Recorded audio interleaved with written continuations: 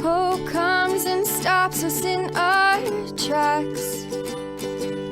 Bravely we prove in our striving, trudging together each day.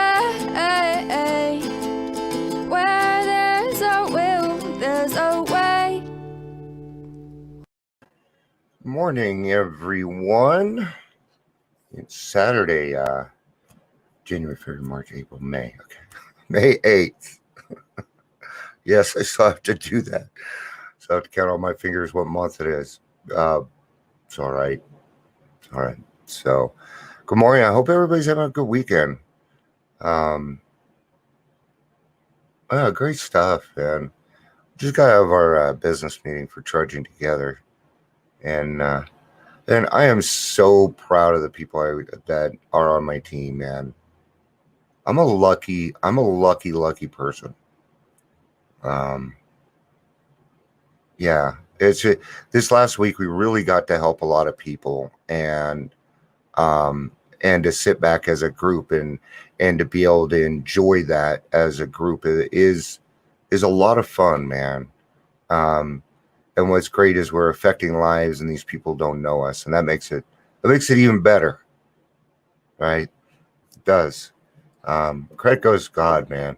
All right, if you're here, please say hello, whether you're watching the live video or the rewatch. It helps me out, man.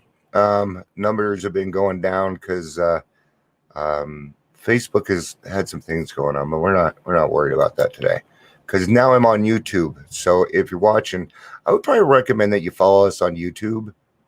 In fact, I should create a banner for that. And you can follow us on YouTube right at our website at trudgingtogether.com. Everything is there. Even, oh man, I didn't put in the daily reflections. I've had to do that all week. That tells me people are watching it from the website, or I would have heard about it. So now I know where to put my efforts because I screwed up. Thank you, God. All right, let's get to it.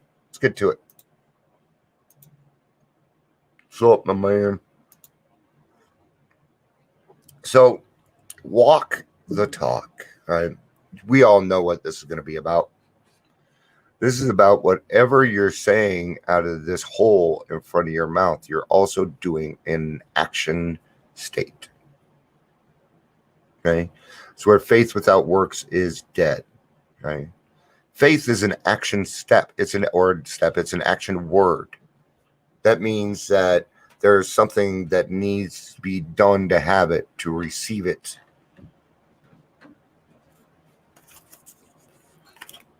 All right, May 8th. I've learned in the program that I need not apologize to anyone for depending upon God as I understand Him. Absolutely not. Once I have developed a relationship with my higher power, it's my higher power. And it's between me and him, her, whatever. Okay? And it's none your business. Okay? That's my relationship. And I'm selfish about it. I'll introduce you, but you're gonna have to develop your own relationship. Okay? Just like, and if you think it's not possible, you have different relationships. Why can't God? You have different types of relationships. Other people can have those too. In fact, I now have a good reason to disbelieve those who think spirituality the way of weakness. For me, it is the way of strength. The verdict of the ages is that men and women of faith seldom lack courage. All right? Have you ever met somebody with a lot of spirituality and no courage? Well, maybe they don't understand, or maybe they don't know that they have the courage yet, right? David and Goliath kind of a situation. They trust their God, so I never apologize for my belief in him, but instead I try to let him demonstrate through me and those around me what he can do. Do I walk as I talk? I know I do. I wouldn't be able to do it any other way. I have so many accountability buddies and so many people watching me that I wouldn't be able to do it any other way. But I'm going to tell you something. I have spent and I spend a lot of time by myself. And I'm not any different. I decided about a year ago that I was done changing hats. So I wasn't going to put on a hat just because something else was going on. No, I decided that I was just going to be myself from now on. And that's what I get. So see, now I don't go beyond that. I stay in my lane. So I wonder if people just don't like what I have to say. All right. Okay, this is out of the family afterwards, which is one of my favorite chapters. Many alcoholics are enthusiasts. They run to extremes. At the beginning of recovery, a man will take, as a rule, one of two directions. He might either plunge into a frantic attempt to get on his feet in business, or he may be so enthralled by his new life that he talks or thinks of little else. In either case, certain family problems will arise. With these, we have had experience galore. Yeah. So you guys, what if I did nothing but talk about recovery, which is what I do, by the way? But the thing is it isn't just about recovery. I talk about other things that are beyond that. It's about meeting people where they are at. Right? If I'm trying to help somebody, I'm not going to let them know about me. I'd like to know about them so that I can figure out which of my experience, strength, and hope is going to help them best. So what they're saying here is once a man gets sober, or anybody, I'm going to say anybody that decides that they want a different way of life, will follow one of two rules. We will follow one of two paths as a rule. Okay, either they will plunge themselves into business and or school, sound right? Or they'll plunge themselves in the program, driving everybody fucking crazy, talking nonstop about AA and how great it is. That's where we're at. We think it is dangerous if he rushes headlong at his economic problem. The family will be affected also, pleasantly at first, as they feel their money troubles are about to be solved. Then not so pleasantly as they find themselves neglected. Dad may be tired at night and preoccupied by day. He may take small interest in the children and may show irritation when reproved for his delinquencies. If not irritable, he may seem dull and boring, not gay and affectionate as the family would like him to be. Mother may complain of inattention. They are all disappointed and often left him to feel it, and often let him feel it. Beginning with such complaints, a barrier arises. He is straining every nerve to make up for lost time. He is striving to recover fortune and reputation and feels he is doing very well. Okay? But herein again lies the confusion, because all your best ideas got you here. So maybe you should listen to your sponsor. See, I have found when I solve the spiritual malady, everything else follows. Sometimes mother and children don't think so. Right? Now you got to remember, these people have been neglected and misused for years, and they feel that it is now their time. Okay? Remember, the whole family is sick. Our family will be striped with selfishness because that's what we taught them. And that's what we were taught until we decided that we wanted it a different way, right?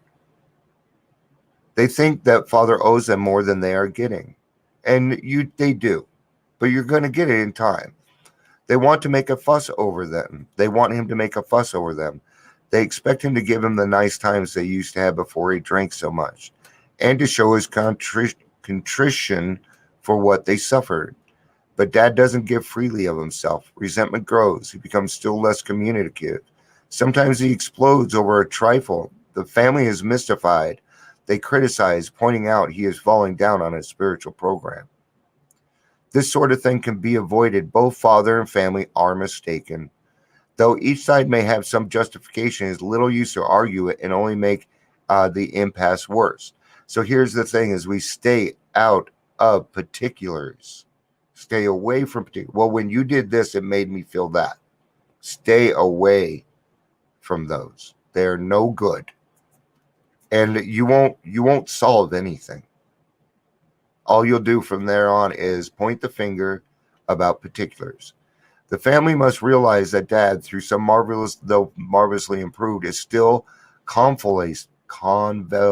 It means building time, man.